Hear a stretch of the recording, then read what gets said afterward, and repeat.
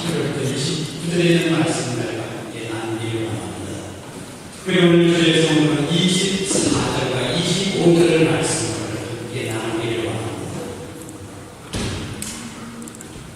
우리의 모든 사람들은 다 죽게 되어 있습니다.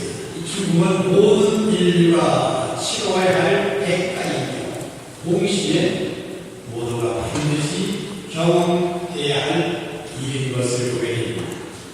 그래서 모든 사람은 모두가 죽어야 하고 반드시 죽습니다. 사망이 증거했다. 이 말은 이 세상에 태어난 모든 사람은 죽어야 할 사람들인데 좀 빨리 죽었다 하는 그런 말입니다. 죽음에 대한 통계처럼 정확한 것은 없습니다. 한 사람 출생은 한 사람 사망이 됩니다. 빌리그레 목사님은 죽을 준비가 되어 있는 사람은 살 준비가 되어 있는 사람이다 라고 했습니다. 성경은 죽음을 말할 때에 단순히 육체적 사망뿐 아니라 죽음 이후에 오는 영적 죽음을 언급하고 있습니다. 성경을 읽어서 이것을 둘째 사망이다라고 말씀합니다. 이것은 인간이 죄에 따라서 하나님의 진노를 영원히 하나님으로부터 소외되어 버린 영원한 분리의 상태를 알게 하고 있는 말씀입니다. 오늘 본문에서 사망이라는 말은 이러한 의미로서 바로 쓰여졌습니다. 성경은 우리가 이러한 사망이 영원한 사망으로부터 영원한 생명으로 옮길 수가 있다라고 말씀하고 있습니다. 24절 말씀은 내가 진실로 진실로 너희에게 이르노라. 진실로 진실로라는 말은 아멘이라는 말로 번역된 말로 아멘으로 너희에게 이르노니 사망에서 생명으로 옮겨졌는다. 정말로 사망에서 생명으로 옮길 수 있다는 것을 알게 하는 이 기쁨의 메시지를 통하여 하나님께서 오늘 이 본문의 말씀 속에 우리에게 말씀하고 있는 놀라운 소식, 이 좋은 소식의 의미를 알기 위해서 우리는 성경이 증거하고 있는 두 개의 족보를 알아야 합니다. 이 두 족보가 알려주고 있는 비밀은 사망과 생명입니다. 성경의 첫째 족보는 창세기 5장에 등장하고 있습니다. 창세기 5장 1절 이하를 보시면 인류의 족보인 아담의 족보가 나옵니다. 5장 4절 이하에 아담은 930세를 살고 죽었더라. 셋은 912세에 죽었더라. 셋의 아들 에노스는 905세에 죽었더라. 아담의 족보를 읽고 내려가면 모두 오래 산 모습을 보지만 그러나 다 죽었다라고 기록되어 있습니다. 이들이 얼마나 오래 살았든 얼마나 성공적으로 살았든 모든 사람이 부러워할 만한 인생을 살았든지 결국은 다 죽었다는 겁니다. 이것이 인생을 정리하고 있는 마지막 선언인 것을 보게 됩니다. 저와 여러분들의 인생도 이제 죽게 된다는 결론입니다. 다행히 이 사람들은 성경에 기록되어 있지만 이 세상의 많은 사람들은 생명책에 이름이 기록되지 않고 그냥 죽음을 마치게 된 그러한 사람들도 많이 있습니다. 세계의 모든 교회는 로마어라는 그러한 말이 있듯이 인생의 모든 사람들이 가야 할 길은 바로 죽음의 길을 통하게 되고 있습니다. 오늘 하루를 살았다는 날은 죽음의 하루 가까워졌다 하는 그러한 말입니다.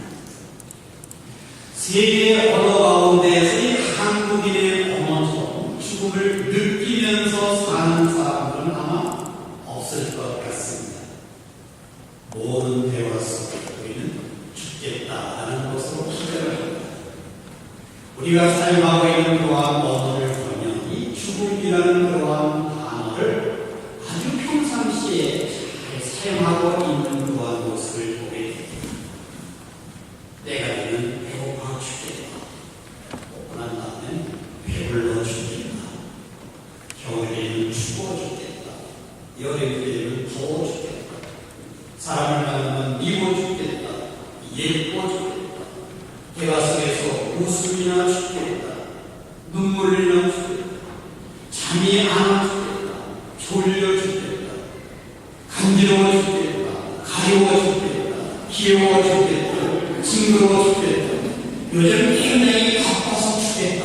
힘이 죽겠다는 그런 언어를 우리가 실제 상황 가운데에서 사용하고 있는 그러한 이 말들은 바로 죽음을 향하여 나는 걷고 있다라는 것을 알게 하여 줍니다.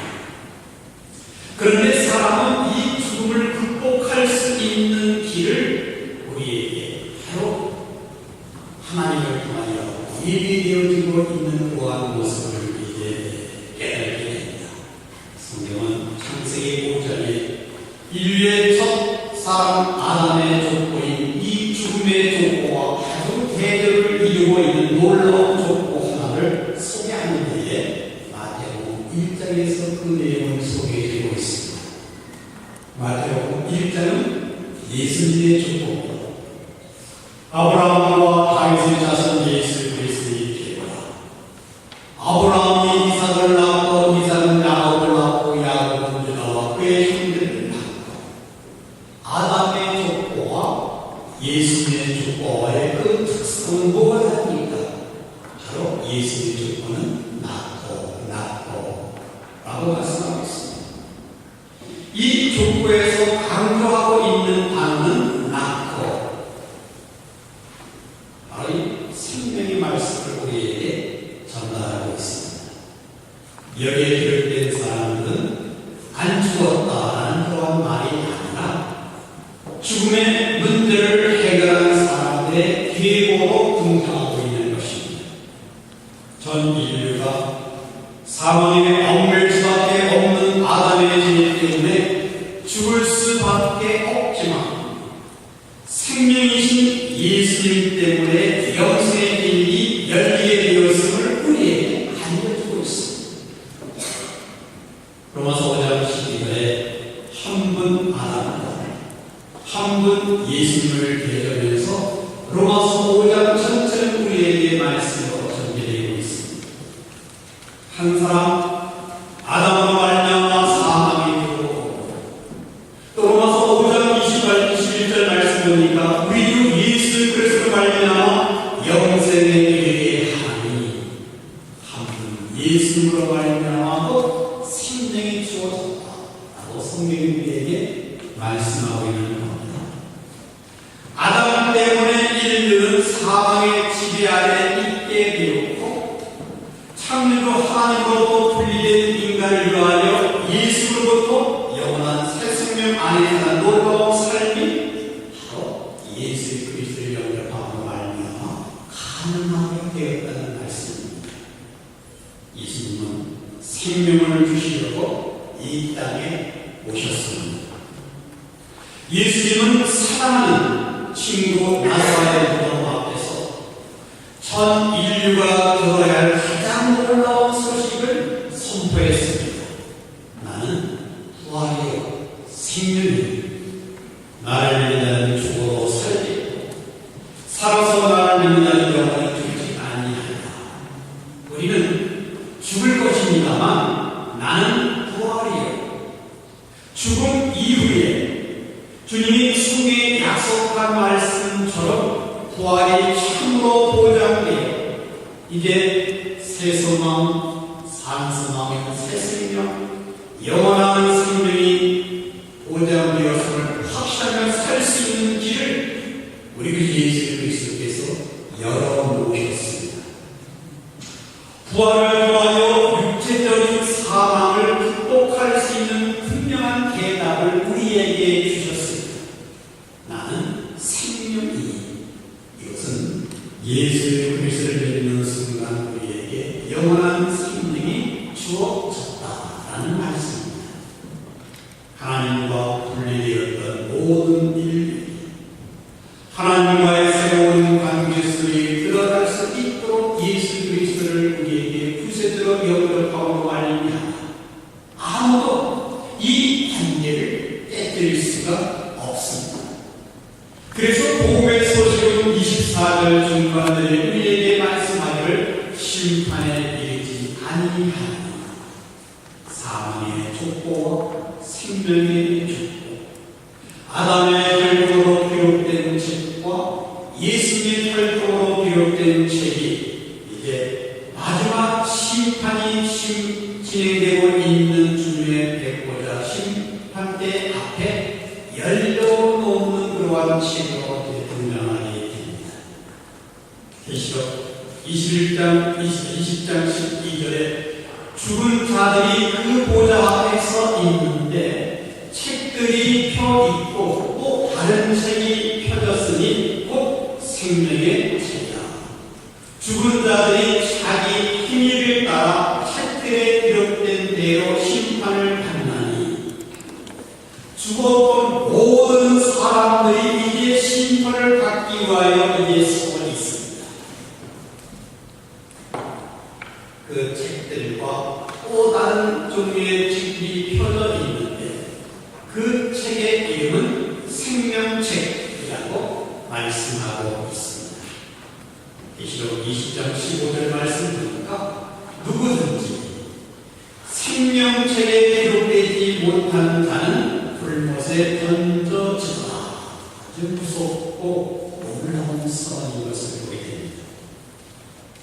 예수님의 보혈 없이나 하나님의 영원한 증거와 심판을 경외하는 불못에 던짐을 당하는 이 상황에서 그렇다면 사랑 여러분의 인생의 최후의 그 행복의 그 확인, 이 확인은 여러분과 저의 이름이 하나님의 생명책에 기록되어 있는가, 여기에 인생의 세계한 행복의 비밀이 있는 것을 이제 경험하게 됩니다. 오늘 여러분의 이름이 하나님의 생명책에 기록되어 있음을 여러분은 확신하고 계십니다.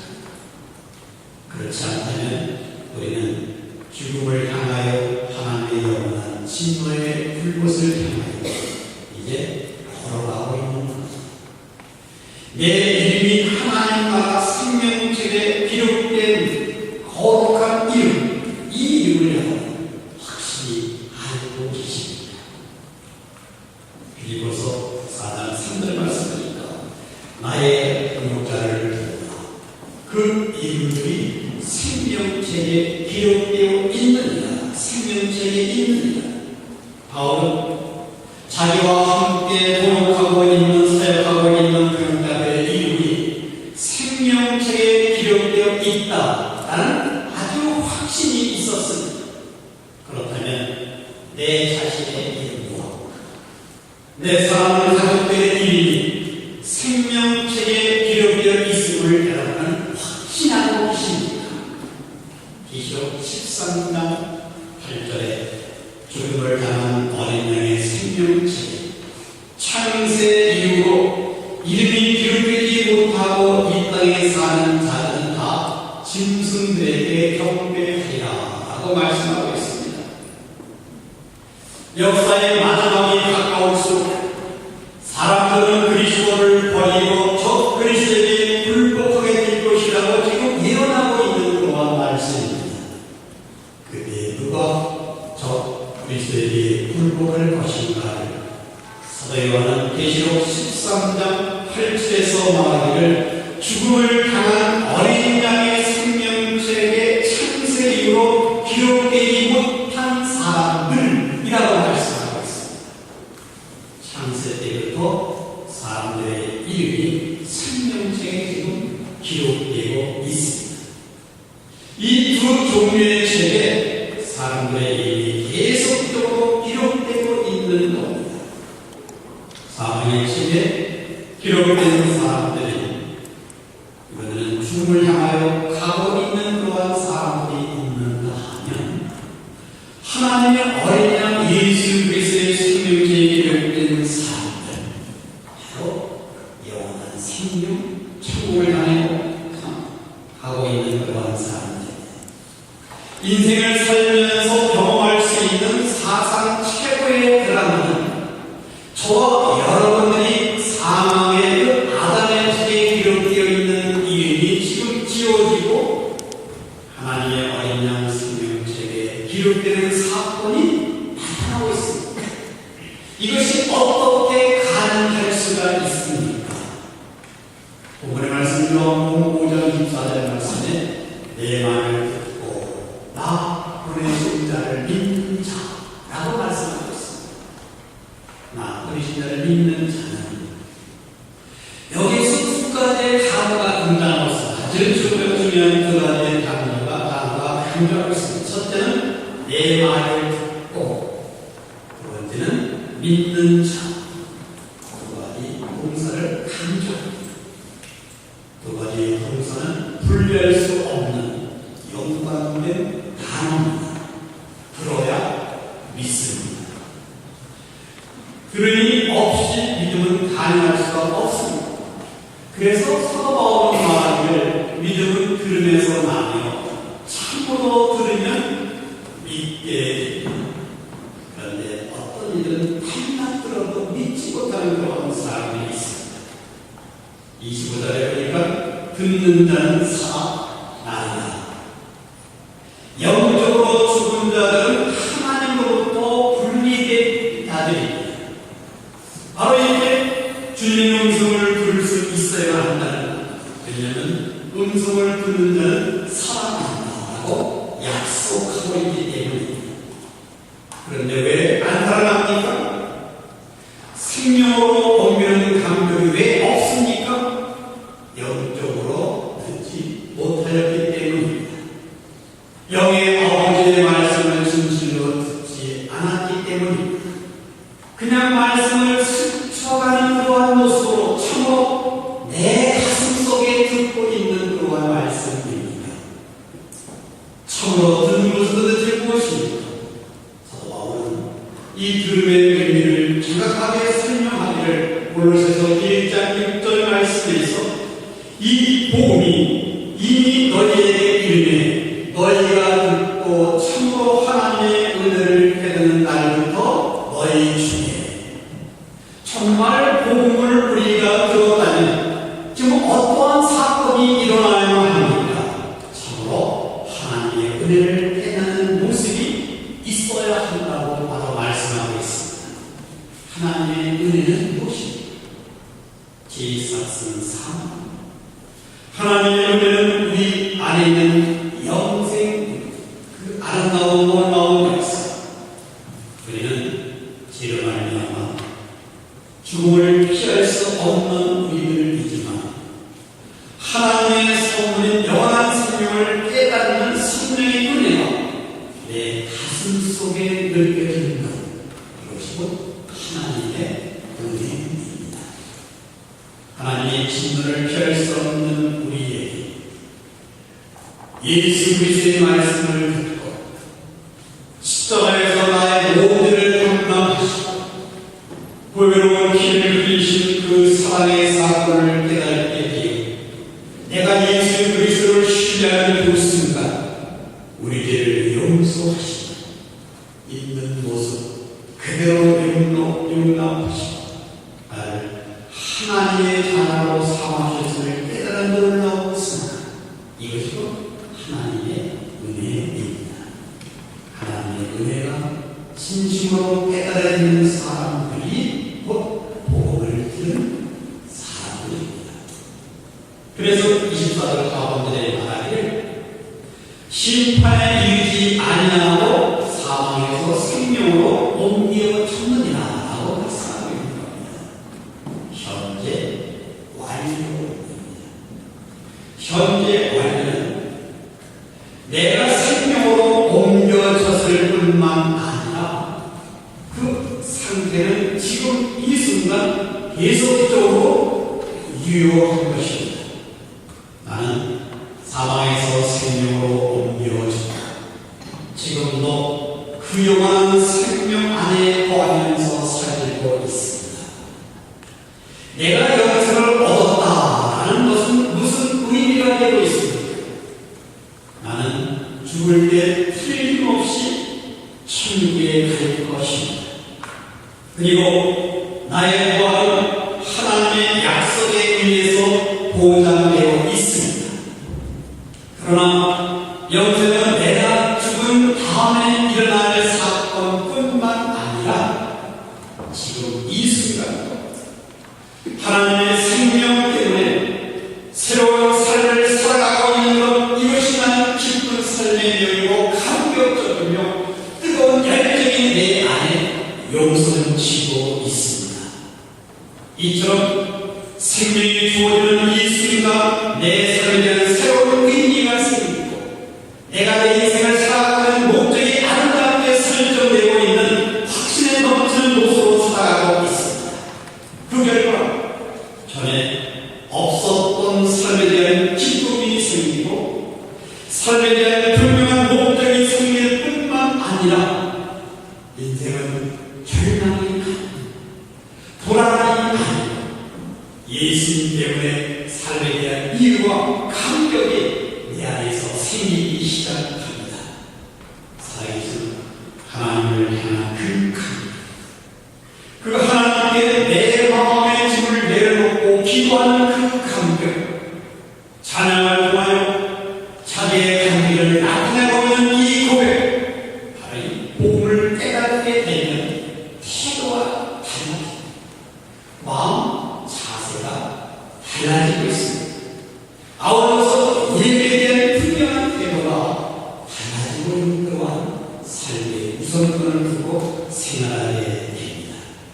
그래서 구원받은 사람은 조금이라도 덜 부끄럽게 살기 위하여 주님이 원하시는 일을 하게 되어 있습니다.